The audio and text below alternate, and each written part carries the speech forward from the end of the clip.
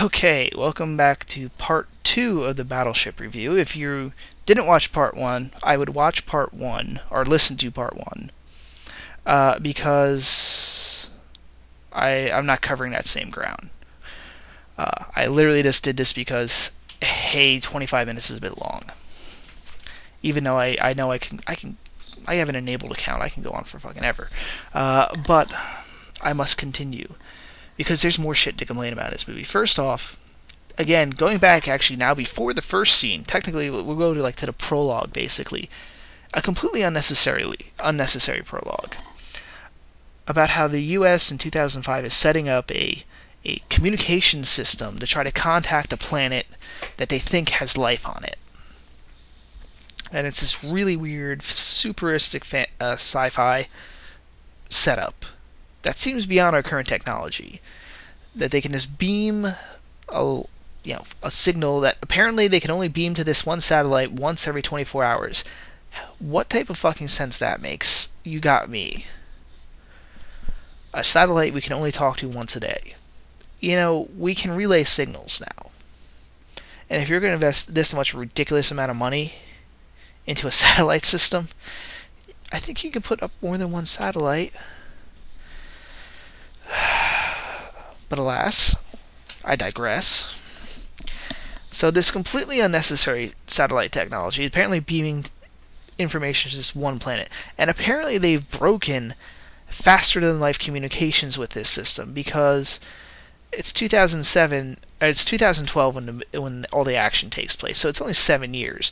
So this thing apparently has broadcast to this planet. I forget where they say it is, but I can't imagine it either took 7 years exactly to reach the planet, or it took only a couple and they immediately came. But here's the point. You don't need this fucking sci-fi setup for this shit. You already have SETI. It's listening for alien signals. And they, of course, oh yeah, I almost forgot. Of course they have the one scientist on there that's like, well, if we find anything, it'll be like Christopher Columbus and the Aztecs. If you're so concerned, well, Christopher Columbus and the Aztecs, the conquistadors and the Aztecs. If you're so concerned about this being a bad thing, why are you the fucking part of it? You are an astrophysicist. I know the economy's bad, but I'm pretty sure for you, there's other job opportunities out there. If you think this is fucking bad idea, don't be part of it. Unless you're trying to sabotage the program, which apparently this guy is not. Don't be part of it. So that's like the prequel. I guess the reason why the aliens showed up now. They could have just made the excuse that most other planets or other movies make up, where, oh well, our signals would have reached this planet at this point, so it must, because we've been pumping out digital signals for a long time now. And yes, I know that stuff actually does degrade over stretches of space to the point where you probably actually can't catch old signals, television signals, on other planets.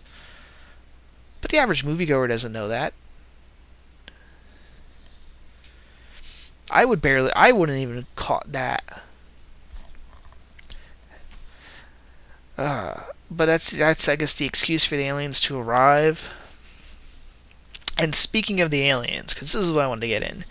One, we're given no motivation of what they're doing, what their major. They're just there to invade. It's the old, well, this is just a scouting party routine.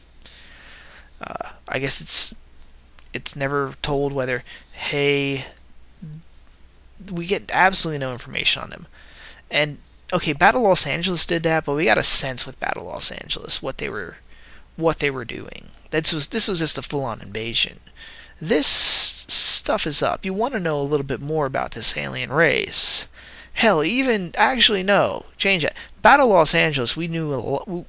Even though they told us jack shit, we got a lot more information about what the aliens were doing, how they were set up, what their motivations were, what they wanted our water. Okay, it's a piss poor excuse. Yeah, you can find water on any asteroid. It's slightly easier to get on Earth. Yeah, but at least we understood their goals, why they were here, what their setup was. Here, no. They want to come and conquer. And apparently they might have psychic powers. They basically stole that from Independence Day. At one point, one of the aliens is holding a Taylor Kitsch's face, and he looks into his eye, and he gets like psychic visions of like ships bombing all over the place. So they just want to invade. Hell, at least in Battle Los Angeles, there was even some observation of the aliens, command and control. We got the more ideal of a class structure that was going on. They talked about how, hey, I mean, these guys are modifying their bodies. You got an idea of somewhat how the aliens were structured themselves. Here you don't get any idea. I think it's implied that there is an officer class, because you see two different types of alien suits. One's a lot smoother, a little bit brighter colored, and the other is like big, bulkier, obviously your infantry dudes. So you get some idea that there's a class, but I guarantee you most people didn't pick that up.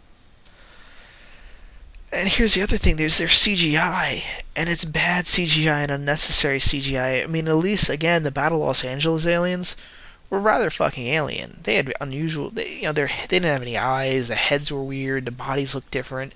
Here you could tell that whoever designed, the artistic designer that they put there, intended for these things to be done as a man in a suit. And there was no reason not to. The hands are a little weird, but you could have easily worked that. Let's get actors with shorter arms, or have their aliens' arms a little bit longer, so you can do the unusual looking hands. Of course, they've got like Mega Man style busters anyway, so like the right hand you don't have to worry about. But they're wearing these big giant metal suits, and their bipeds very much looking like humans. So there's no reason at all, especially the guys in the suits. It's like to do them in CG. They have these weird lights that look out of place because they're too shiny. Everything's way too shiny. And it's not that too shiny is a problem, it's just the way that's reflecting is just done in a computer, and therefore it doesn't look natural to the environment, like the light's not hitting stuff at the right angle. So you have to ask yourself, why the fuck did they just not get guys in suits? Build some suits, make them nice and polished, get natural reflection off these, and they'll look right. It's not like even the guys are doing anything crazy. They're walking around slowly.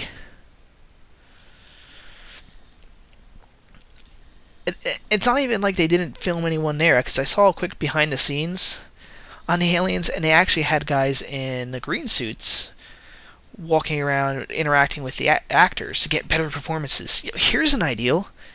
Get the actual suits, and you can really have some fun with it. You'll get even better performances out of your actors. It's just like Hollywood has taken a shit on its own brain, where they just like, well, we can CG the aliens. Or you can make the actual suits. And when the helmets are off, they just look like deformed humans, basically. Like, you could have really just done this with regular prosthetics. The heads look like bigger versions of human heads. So you can just put makeup on here. And we only really see one alien without his mask on. Or two. Because one of the aliens actually gets beat up by a guy with no legs. And I'll get into him in a little bit. I have mixed things with him. So there's only two aliens, and it's not for very long that we see them without. We don't see them talking with each other. They don't even do any alien like language thing, and they show like the translation below what the aliens are saying. That would have gave us some character. All you needed was like two alien officers sitting there. It's like they basically the Chinese figure out that, alright, actually I should explain this, because it's really sad. Apparently when the aliens are coming in on their approach, out of the 5 ships they have, one of them is a communication ship, and it hits a satellite and completely wrecks it. How do you have a fucking interstellar ship designed to crash into the Earth, land, be alright, and it cannot take a hit by a small communication satellite? it, like, not only does that satellite hit it, it destroys this thing. And it's what you see smashing into Hong Kong. The Chinese get a hold of it and figure out, hey, this stuff looks like it's all communications gear for doing interstellar communication. Impressive as hell for the Chinese, because even the Chinese admit, oh, by the way, we've only been able to identify one metal in this entire thing. So I don't know how the Chinese were able to extrapolate that it was a communication ship when they can only identify one tiny part of it. Like a part of a part.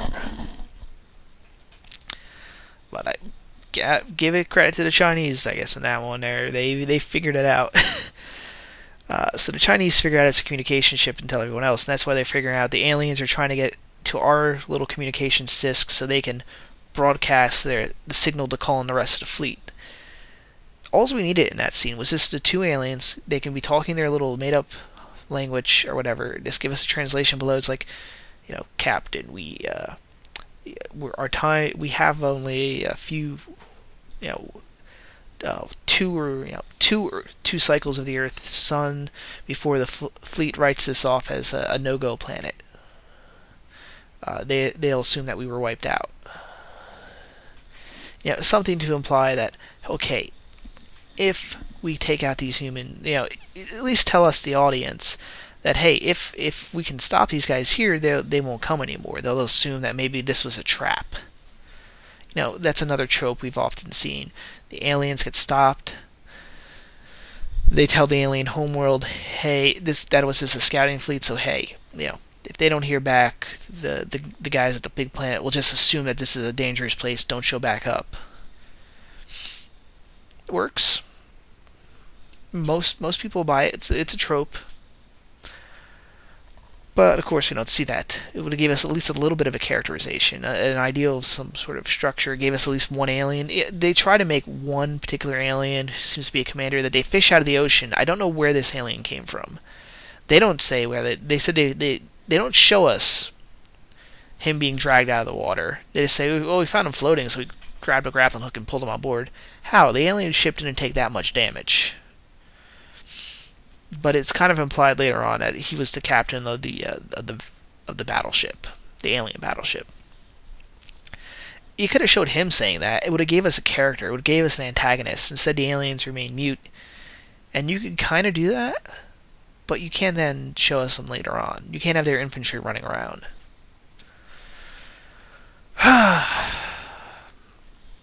What else? Oh yeah, I said I was going to talk about, I guess, a few of the actors here.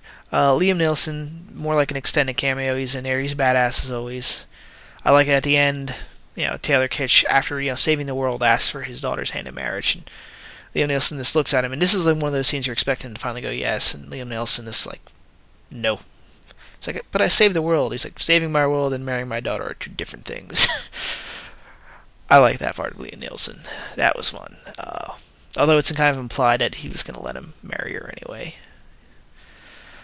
But the Rihanna, I went in wanting to kind of rip into Rihanna for, oh, what a horrible actress. She's not good, but she's no worse than anyone else in the movie. So I guess I really can't lay into her too much. Although I did have to shake my head when we first see her. She's at the soccer game I talked about earlier. Everyone else on the Navy's team is in uniform. She looks like she's just showing up for kind of a practice at like an inner city football, soccer league. Everyone else has got soccer uniforms. She's got like some black T-shirt with like I don't know, some sort of writing on. She's wearing her own shorts. She's got her hair done up in this bandana thing. Completely out of uniform. I'm fairly certain they would say, oh, you can't play her out of uniform. Because everyone else is wearing uniforms. Soccer uniforms, obviously. And it's not like she's breaking uniform regs later on. For the rest of the movie, she's wearing the appropriate uniform. So, if you go with that. And then, of course, we have... They had to try to find some reason for there to be a love interest who wasn't going to be on the ships. And, of course, she's going to be the Admiral's daughter, who is a physical therapist that works for the DoD, and she takes her newest physical therapy guy. Where's his name here? IMDb, don't fail me now. Gregory Gadson, who this is his first performance. Now, I will give at least the movie credit with this. What about CGI? They actually got an actual wounded warrior. This is an actual guy who does not have legs to play the character that does not have any legs. Kudos at least for them doing that. However, he's not the best of actors. He definitely doesn't give his lines that very well. And I kind of hate saying that because the guy legitimately had his legs blown off, and I believe actually in Afghanistan or Iraq, one of the two, because he was in a Wounded Warriors documentary. So I actually do feel really guilty saying he's not that good of an actor. But then again, this is his only role. This is literally his first performance ever. And granted, you can't have that big of an actor pool where where you're missing both legs. So it's his first performance on a movie where you could tell no one else gave a really good performance. So let it stand at that. I guess for your first role, it's not half bad. You need some improvement. Although it was still rather ridiculous that they have him fight an alien shock trooper, and they show these guys like had taken out like heavily armed police before. But hey, whatever. And they kind of show he looks a little out of shape. Obviously, he's not running around as much, missing his legs. He's got the artificial legs, you see. But his character also, and this is more of the writing. This isn't the actor's performances or anything. The motivation for they get word that hey, there's been an attack on the islands of Hawaii. You need to get off this island. All the aliens' activity seems to be concentrated on this mountain. So you need to get out of here. And then the cops go on because apparently she took him out to go hiking for therapy. And well, he starts marching after complaining about how he didn't want to be on the island on this mountain, that it was stupid for them to be kind of out her taking him out here to walk around. He goes, well, where are you going? You're walking. We should leave. She goes, well, I've never seen an alien before, so let's continue walking in this place I don't want to walk around. You're kind of wondering how he lost his character lost his legs. I never saw an IED before. Let me take a look at this thing. Kick. I guess that was a better deal. Again, I'm talking about the character, not the actual actor. I kind of got it. That was the first thing that popped in my mind when his character sat down. I'm like, what? I'm starting to see how you got injured in the first place. But they're the ones, of course they find the one scientist that can explain stuff, and they're the ones that figure out what the aliens are trying to do, that they have to send a communications message back to their home planet. What else? Of course they have the one kind of stupid, but at the same time smart,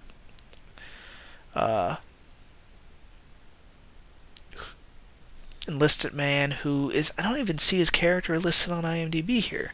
Full cast. Where is it? Oh, they have other people mentioned who I guess are played by more better known actors. Oh, no, that's Old Salt. Wow, they really don't. I don't see his character on here. And he was like one of the main characters in the movie. Alright, anyway. Oh, there it is. Ord. I don't know how this guy got through basic. I guess the Navy really is a lot more of an easy basic training. This guy would have got fucking smoked as hell if he was in my old fucking training unit. He would have done worse than me. But his character is somewhat cliche in that, and they always have the guy he seems kind of stupid, but he's the one that realizes stuff too. I need to put a name on that trope. Is there more stuff to talk about with this film? Yeah, there is, but I can't talk about everything. Let other people do it. So, what's my final thoughts then on this? Do I recommend you go see it? I mean, if you really like Transformers, I guess. But no, because guess what? You know what this movie is? This movie set up for do two things. One, make you appreciate, as much as it pains me to say, Michael Bay as a director, because there's a lot of the same stupid stuff in this movie, but I guess you could tell Michael Bay actually has a little passion. I mean, as dumb as his stuff is, he can do cinematography to make his scenes have some excitement in them. He's a damn good cinematographer, and you kind of miss Michael Bay's cinematography abilities in this movie.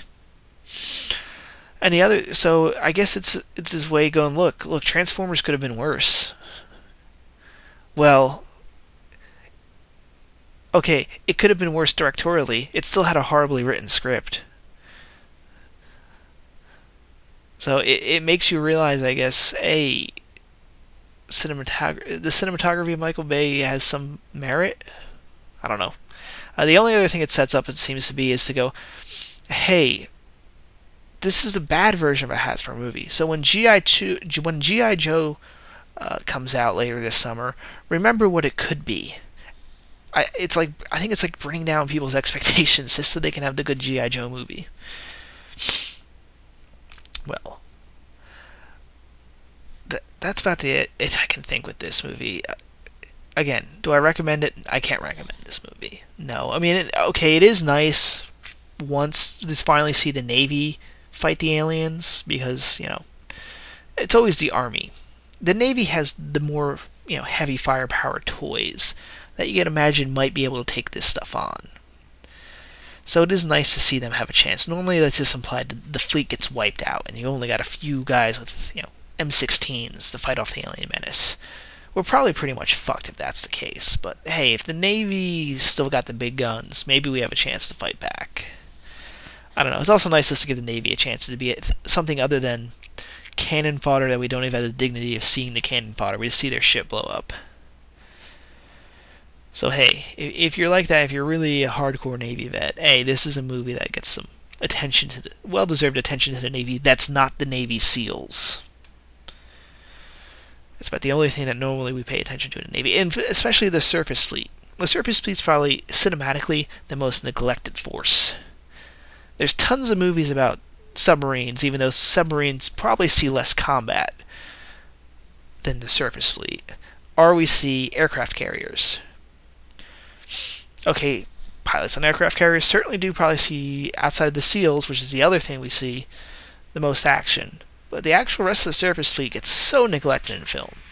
However, man, this movie could have still been different. I like some of the original ideals I heard, where it was going to be either a new class of battleship is created, and they either have the commander of that vessel goes rogue, and the rest of the fleet has to try to stop him, or they reverse it where it's this one ship versus an entire navy. Like I guess somehow they're framed, or I don't know. They were doing there's some sort of naval coup d'état going on.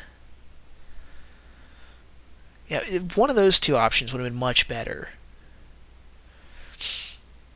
Or you could have just done it as a World War II period piece, but I guess, I don't know, you wanted to undo seriousness. Or you would have had to be serious when you did it.